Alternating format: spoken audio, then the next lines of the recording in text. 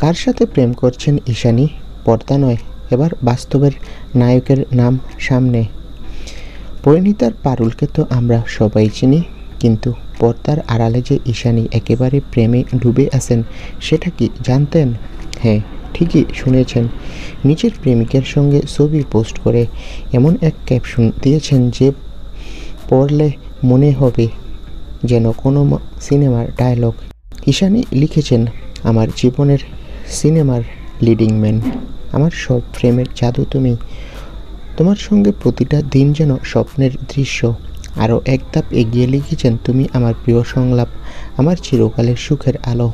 এই রোমান্টিক বার্তা দেখেই ফ্যানরা হাজার হাজার লাইক, কমেন্ট, শুভেচ্ছা সব মিলিয়ে এই পোস্ট একেবারে ভাইরাল।